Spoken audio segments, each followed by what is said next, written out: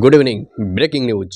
মুখ্যমন্ত্রী মমতা বন্দ্যোপাধ্যায় এবং নির্বাচন কমিশনের মধ্যে সম্মুখ সমরে লড়াই শুরু হতে চলেছে। হ্যাঁ, ঠিকই শুনছেন। এবারে মুখ্যমন্ত্রী মমতা ব্যানার্জি এবং নির্বাচন কমিশন আমনাসামনি, সরাসরি সামনাসামনি। কোথায়? মামলা হয়েছে সুপ্রিম কোর্টে। গতকাল বুধবার সেই মামলা শুনানি রয়েছে। কোন বিষয়ে মামলা হয়েছে? এরা যে এসআইআর নামে যে লক্ষ লক্ষ মানুষকে হয়রানি করা হচ্ছে, পরিকল্পনা নেই, পূর্ব পরিকল্পনা ছিল না, এবং এসআইআর দায়িত্বে যারা রয়েছেন সেই সমস্ত কর্মীদের সঠিক ট্রেনিং নেই, ইচ্ছাকৃত মানুষকে হেনস্থা করা হচ্ছে। এই আতঙ্কে ১০০রও বেশি মানুষ এরা যে আত্মহত্যা করেছে, এই নানা অভিযোগ তুলে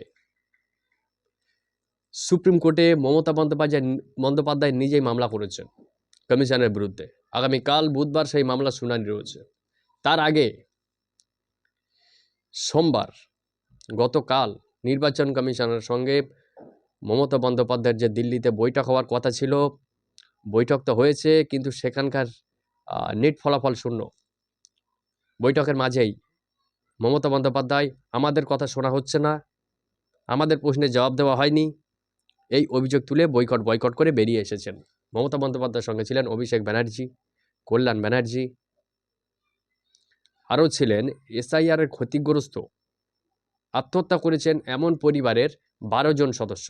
তার ভিতরে একটা জিনিস আমি এখানে বলছি, 10 জন হিন্দু আর 2 জন মুসলিম পরিবারের সদস্য সেখানে ছিলেন।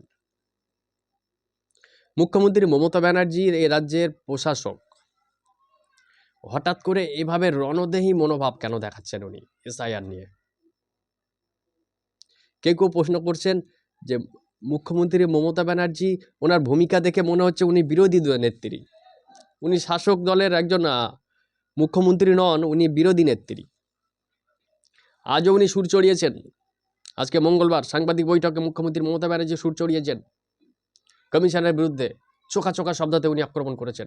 কমিশন বিজেপির দালাল, জ্ঞানেশ কুমার বিজেপির দালাল, পরিষ্কার বলেছেন উনি। আর কি বলেছেন? এসআইআর এর নামে শুধুমাত্র পশ্চিমবঙ্গকে টার্গেট করা হচ্ছে, এখানকার নাগরিককে বেনাগরিক করে দেওয়ার একটা ষড়যন্ত্রে লিপ্ত হয়েছে কমিশন, মমতা ব্যানার্জি বললেন। একই সঙ্গে এটাও বললেন, আগামী বিধানসভা নির্বাচনে আমরা আরও বেশি আসন পাবো, সেটা অন্য কথা। কিন্তু যেভাবে কমিশন ভার্সেস মুখ্যমন্ত্রী মমতা বন্দ্যোপাধ্যায় যেভাবে সামনাসামনি লড়াইয়ে নেমেছেন, এটা নজিরবিহীন। এই পরিস্থিতি কেন তৈরি হলো? অত্যন্ত নজিরবিহীন। এতদিন আমরা দেখেছি ডেক ব্রায়ান, দোলা সেন, কল্যাণ ব্যানার্জিদের মামলাতে সুপ্রিম কোর্টে কমিশনের সঙ্গে ওনার তৃণমূলের সাংসদেরা মামলা লড়েছেন। এখন মমতা বন্দ্যোপাধ্যায় নিজেই মামলা ঠুকেছেন কমিশনের বিরুদ্ধে। সেই মামলা রায় আগামীকাল তার শুনানি রয়েছে। সেখান থেকে সুপ্রিম কোর্টের পর্যবেক্ষণ কী হয় আমরা সেদিকে নজর রাখবো, অবশ্যই নজর রাখবো। একই সঙ্গে আপনারাও নজর রাখুন। কিন্তু এটা তো মানতে হবে, তৃণমূল কংগ্রেসের এসআইআর, অন্যান্য অনেক রাজ্যেতে এসআইআর হচ্ছে, আরও 9টি রাজ্য সহ কেন্দ্রশাসিত অঞ্চলে এসআইআর হচ্ছে, কিন্তু সেখানে এত চেঁচামেচি নেই। সেখানকার রাজ্য সরকার যারা রয়েছেন তারা এই এসআইআর নিয়ে খুব একটা কথা বলছেন না। এই রাজ্যের মুখ্যমন্ত্রীকে কেন এত বেশি মাঠে নামতে হচ্ছে, এত বেশি চেঁচামেচি কেন করতে হচ্ছে, এর বিরোধিতাই বা করতে হচ্ছে কেন? তার কয়েকটা প্রশ্ন রয়েছে, এর উত্তর আমি ধাপে ধাপে দেব। প্রথমত, বিহারে যখন এসআইআর হয়েছে, আমি ব্যক্তিগতভাবে বলছি, বাংলাতে রয়েছে, মোবাইলের হোয়াটসঅ্যাপের মাধ্যমে আধার কার্ডের একটা ছবি পাঠিয়ে দিয়েছে, তাদের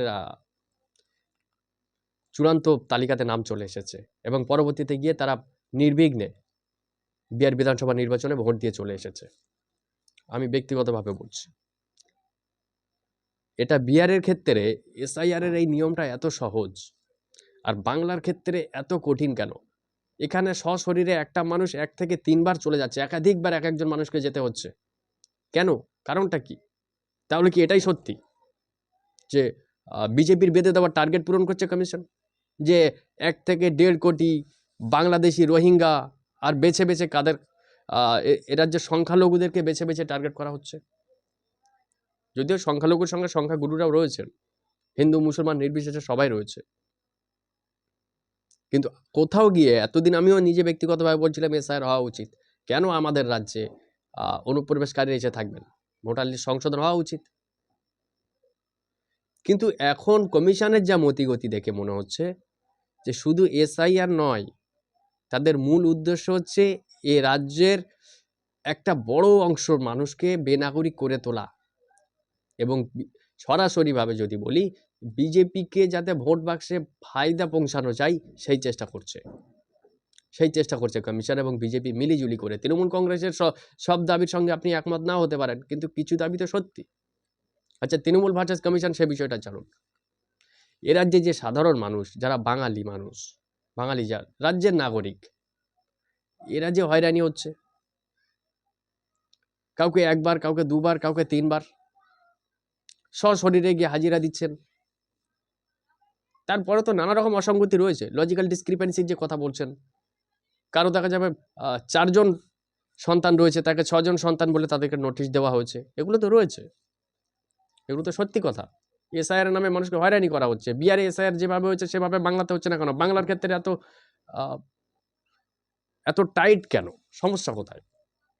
নিয়ম কানুন এত কড়া কেন করছেন? কাকে সুবিধা পাইয়ে দেওয়ার জন্য? বেশ, শুধু কি টার্গেটেড এসআইআর হচ্ছে? এসব প্রশ্ন রয়েছে আমাদের। শুধু যদি টার্গেট করে করে আপনারা করেন, তাহলে তো মমতা ব্যানার্জি তো মাঠে নামবেনি।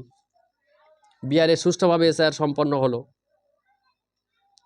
সেখানে অনুপ্রবেশকারী ধরা পড়লো না। আসলে আমার যেটা মনে হয়, বিজেপি আশা করেছিল যে এ রাজ্য থেকে 1 থেকে 1.5 কোটি বাংলাদেশি মুসলিম রোহিঙ্গা বাদ পড়ে যাবে। বিজেপি এটা আশা করেছিল। যখন খসড়া তালিকা প্রকাশ হলো তখন দেখলো না সেরকম কিছু হতে যাচ্ছে না, সেরকম কিছু হওয়ার কথাও ছিল না, হবেও না। কারণ আমরা জানি এটা একদম তেতো সত্যি কথা। ওপার বাংলা থেকে যারা আসে 100 জনের ভিতরে 98 জনই হিন্দু, বাকি 2 জন মুসলমান এখানে কাজের সুবাদে কাজ করতে চলে আসে, লুকিয়ে থাকে, তাদের এখানে আসার খুব একটা দরকারও নেই। এটা একদম তেতো সত্যি কথা। যে দেশে প্রতিনিয়ত, প্রতিদিন না হলেও প্রতি সপ্তাহে একটা করে সংখ্যালঘু নির্যাতনের ঘটনা সামনে আসে, কে বাংলাদেশ থেকে এখানে থাকতে চাইবে? কে থাকতে চাইবে? এইটুকু অন্তত বোঝার মতন, মানে কি বলবো, এটা যদি না বুঝতে পারে তাহলে তো ভাত খাওয়া মাথা নয় অন্তত। যাদের মাথার ভিতরে গোবর ঠাসা ছাড়া আর কি বলা যায়? কে এখানে থাকতে চাইবেন? ছুটছাট কিছু মুসলমান হয়তো আসে, তারা আবার চলে যায়, এখানে কেউ থাকতে আসে না। যারা থাকতে আসে, ওপার বাংলায় আমাদের উপরে অত্যাচার হচ্ছে বলে এখানে মায়াকান্না কেঁদে এখানে লক্ষ লক্ষ কোটি কোটি যদি থাকে তারাই রয়েছে। তারা কারা আমরা সব জানি। তাদের নাগরিকত্ব দেওয়া নিয়ে মাঝে মধ্যে হইচই করে, ওরা কবে নাগরিকত্ব পাবে। তাছাড়া সরকারের তো খোলা ছুট রয়েছে যে ওপার বাংলা থেকে হিন্দুরা এপারে এসে নাগরিকত্ব দাবি করতে পারে, সরকার তাদের সাথে রয়েছে। কিন্তু মুসলমানদের জন্য কোনো রকম সুযোগ সুবিধা অফার নেই। তাহলে তারা আসবেন কেন? তারা যদি ভুল করেও এখানে আসে, পুলিশের হাতে ধরা পড়লে বছরের পর বছর তাদের জেলে থাকতে হবে। হিন্দুদের জন্য রয়েছে খোলা ছুট, অথচ আপনারা এখানে কোটি কোটি মুসলমান খুঁজে পাচ্ছেন। আরে মুসলমানরা ভাত খায় না ঘাস খায়? আমি ঠিক বুঝতে পারছি না। তারা যদি ভাত খেয়ে থাকে, ওখানে গেলে আমার জেল হবে, বছরের পর বছর আমি জেলের অন্ধকার কুঠুরিতে কাটাবো, আমার জন্য কোনো সুযোগ সুবিধা নেই।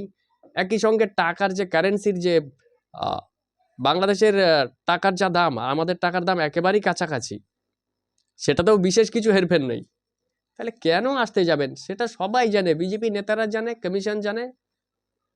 কিন্তু আসলে এই অনুপ্রবেশ এটা কিছু না, এটা একটা বাহানা। আসল বাহানা এই রাজ্যের সংখ্যালঘু মুসলিমদেরকে টার্গেট করা। সেই টার্গেট যখন ফুলফিল হয়নি, খসড়া তালিকাতে দেখলো মোটে 56 লক্ষ, তার ভিতরে অধিকাংশ সবাই মিলিত ঘুর পথে মানুষকে হয়রানি করে যদি আরো কিছু সংখ্যক মানুষকে বাদ দেওয়া যায়, তাতে যদি একটা বিশেষ রাজনৈতিক দলের সুবিধা হয়, নামটা আগেই বললাম, এটাই চলছে। আমাদের নজর রয়েছে আগামীকাল মামলাতে কি হয়, সেখানে সুপ্রিম কোর্ট কোন নির্দেশ দেন। কারণ এবারে নজিরবিহীনভাবে মমতা বন্দ্যোপাধ্যায়ের সঙ্গে কমিশনের যে সামনাসামনি লড়াই আমরা দেখছি, একই সঙ্গে কমিশনার কিছু হুঙ্কার দিয়েছেন গতকাল বৈঠকের পর। সরাসরি বৈঠকে মুখ্যমন্ত্রী মমতা ব্যানার্জিকে বলেছেন, আমরা আপনাদের কথা শুনবো না, আমার উপরে ভরসা রাখুন, নয়তো আপনাদের কথা শুনবো না। একই সঙ্গে অভিষেক ব্যানার্জি বলছেন, বৈঠকে তৃণমূলের প্রতিনিধিদের করা প্রশ্নের কোনো সদুত্তর কমিশন দেয়নি, কোনো সদুত্তর কমিশনের কাছে নেই। এত মানুষ কেন মরছে? লজিক্যাল ডিসক্রিপেন্সি, সন্দেহজনক যে সমস্ত বিষয় তোলা হচ্ছে, কারণ নাম পদবীর ছোটোখাটো ভুল, সেগুলোকে সন্দেহের আওতায় রেখে তাদেরকে বাদ দেওয়া হচ্ছে। এইসব বিষয়গুলো যখন প্রশ্ন করলো, তখন কমিশন কোনো সঠিক উত্তর দেয়নি। কিন্তু কমিশন পরে সাংবাদিক বৈঠক করে বলেছেন যে আমরা সব উত্তর দিয়েছি। অভিষেক ব্যানার্জি এ বিষয়েও তোপ দেখেছেন কমিশনকে, যে যদি সব উত্তর দেন তাহলে সিসিটিভি ফুটেজ আপনারা প্রকাশ করুন, তাহলে ভিতরে কি বৈঠকে কি কথা হয়েছে না হয়েছে সব বোঝা যাবে। যাই হোক, সেটা অন্য কথা। তবে একটা কথা বলবো, এই রাজ্যের সাধারণ মানুষ যেভাবে হয়রানির শিকার হচ্ছে, এবং মুখ্যমন্ত্রী, এ রাজ্যের শাসক দল মমতা ব্যানার্জি মানুষের হয়ে, অন্তত এই নিপীড়িত নির্যাতিত মানুষ যারা হয়রানির শিকার হচ্ছে, এদের হয়ে যেভাবে ব্যাটন ধরেছেন, তাতে আমার মনে হয় আগামী নির্বাচনে তৃণমূল কংগ্রেসের ভোট বাক্সে একটা ইতিবাচক প্রভাব পড়তে চলেছে, ইতিবাচক প্রভাব পড়তে চলেছে। বিজেপির জন্য আমি অন্তত আশার আলো কিছু দেখতে পাচ্ছি না। আরে মানুষ হয়রানি হচ্ছে, যে 1,36,00,000 মানুষ যাদেরকে লজিক্যাল ডিসক্রিপেন্সি সন্দেহজনক তালিকায় রেখেছি, এরা কি সব তৃণমূলের ভোটার ছিল? এদের মধ্যে কেউ বিজেপি করে না? এরা কি সব মুসলমান? কখনো না।